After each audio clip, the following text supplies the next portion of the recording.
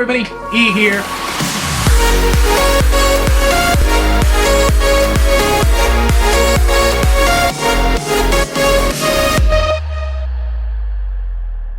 Hello everybody, E here. Welcome back to Stephen King Ranked. Let's just jump right into it. And at number 20, we have Needful Things.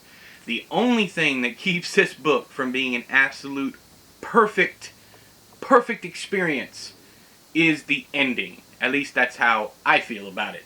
I think the ending, just like the ending of The Stand, both of the endings, both of those books, is absolutely terrible.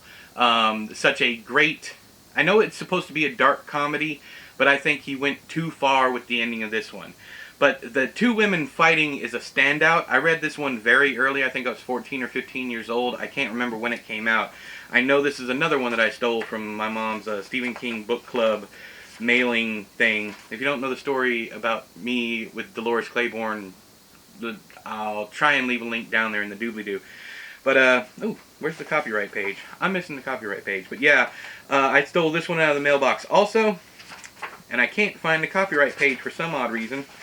Let's see here. What is the copy page? There it is. So this came out in 1991. So I was 11. That doesn't make any sense. So my time frame is off. I know I was 14 or 15 when this came. You know what? It might have been one of those things with the Stephen King book club.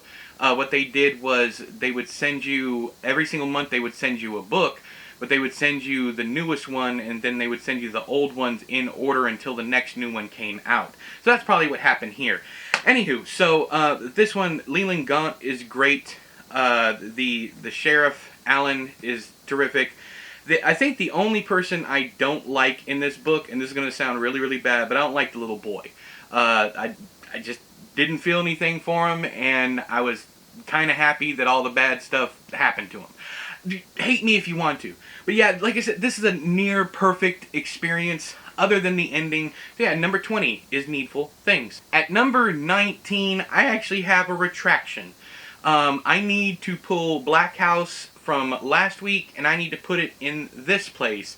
But we are then going to flip-flop because I need to go back to to where Black House is, and I need to add the Talisman. I screwed up. I completely forgot about this book. In fact, honestly, this book would probably be much farther. I'm talking maybe week 3 or 4 is where it needs to be.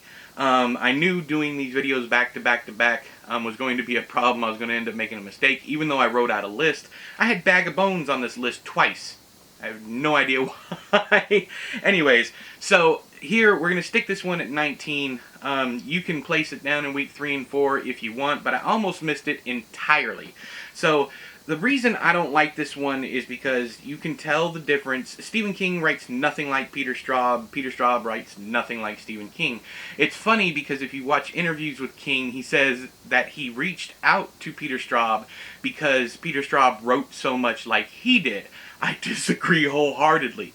How Stephen King writes is, that's why we call him Uncle Stevie. It feels like someone telling you a story. It feels like a member of the family trying to tell you a story. Whereas Peter Straub feels like you're reading a professor of literature writing a horror story. And you can...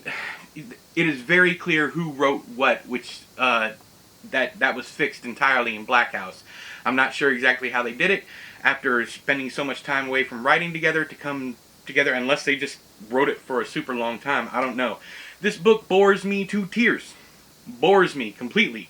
I don't know. I don't see what everybody else sees in it. If you want to continue the discussion from last week and talk about why you like this so much, go ahead. I'm tempted to go back and reshoot some of these videos, but I mean, here's your fix. Here's your retraction. I probably won't have time to do it. We're going to be moving soon, so it is whatever it is. So this one, go back to last week. It'll take that place. But if you want to be accurate about it, it's week 3 or 4. It's that bad for me. Yeah. At number, whatever you want to call it, we have the Talisman. Whatever. And at number 18, we have a book that is divisive among Stephen King fans. it is absolutely one of my favorites. Obviously, it's in the top 20. That is Firestarter. I love the movie. I actually prefer the book. I know a lot of the time I said for my time sink, I would much rather watch the movie versions because I've seen, I've read and seen all of his, I've read all of his books and seen all of his movies. So things like The Shawshank Redemption, I would much rather watch the movie. I know sacrilege, just go ahead and yell at me down there in the doobly-doo. I'd much rather watch the movie than pick up the book because I can get through the movie much, much faster and I'm not missing a whole lot of stuff. This is significantly different in parts to the movie, but it's one of those things where the movie I think missed. There was more character development with Charlie and the Native American guy. I always forget his name. There was more character development between those two. And as my friend Pat, I have a bit of a Mandela effect here because as my friend Patrick keeps reminding me, Charlie's father his nose doesn't bleed in this one. They added that to the movie, but the book has some terrific scenes. The stuff on the farm is probably my favorite bit of the book, but all of it. I kept wondering, the very first time I read this, I actually saw the movie first, I was wondering how King could have kept up such great suspense and tension over, what is it, 400 or 500 page book? Yeah, 428 page book, and the type is super small in these old ones.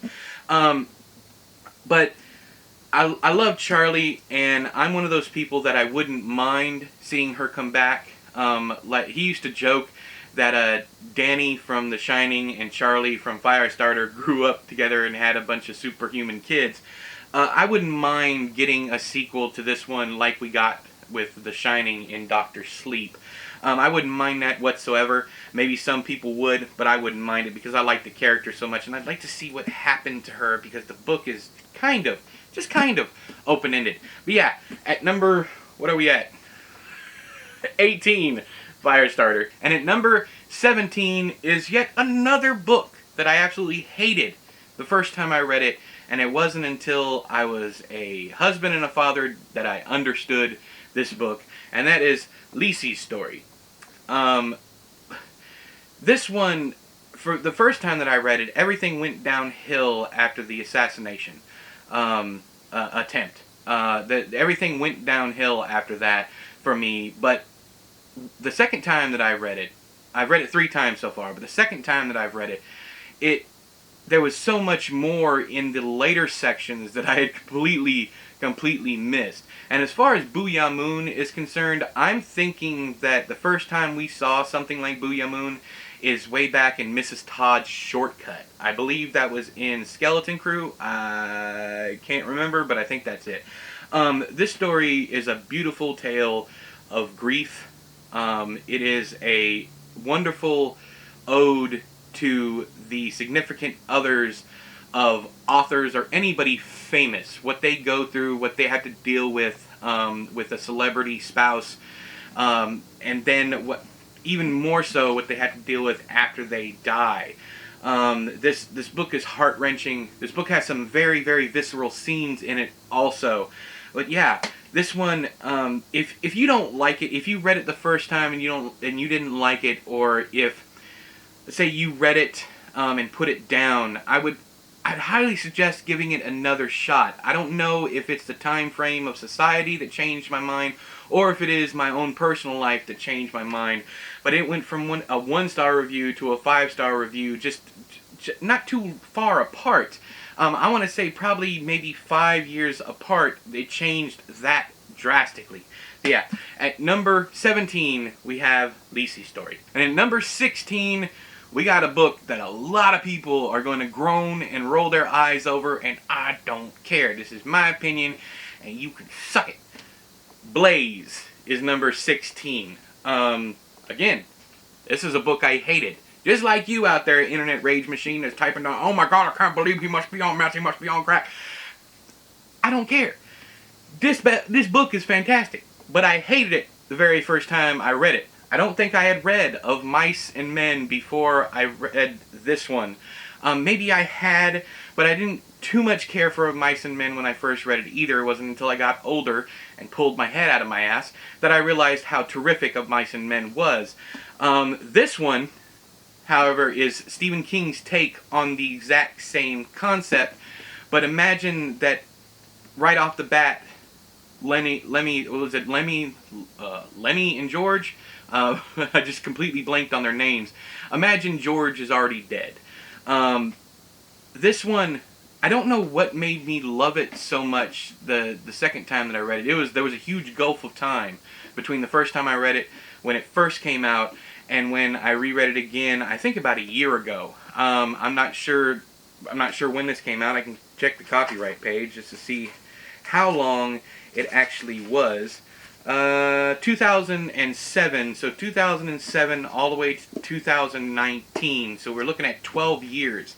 I hope I got my math right, or else the comments is going to be a shit show. But yeah, this one, I love the ode to Of Mice and Men, because Of Mice and Men is nowadays it's one of my favorite books of all time. The struggle that that Blaze goes through, all the stuff that he deals with, and then to have the book end the way it ends, man. I love a good tragedy. I love a good feeling of dread, and this is one of those books. Now, it's not a horror story at all. It's more of a noir. Once again, this book should have been in hard case crime, I feel. There's a very simple plot with the kidnapping and everything. Watching Blaze go through the place buying baby stuff, I found that very funny. Maybe King didn't intend it to, but this huge man trying to buy stuff and covering up what he's done, or trying to hide what he's done so he doesn't get in trouble, and then everything end up backfiring on him. I thought that was absolutely great. But yeah, so last book of the week, number 16, we have Blaze by Richard Bachman, but you know. So that has been Stephen King Ranked for this week. Are any of your favorites or your least favorites on this list? Let me know down there in the doobly-doo. But until next time, I have been E, you have been you. This has been another Stephen King Ranked. I'll talk to you guys later. Bye-bye!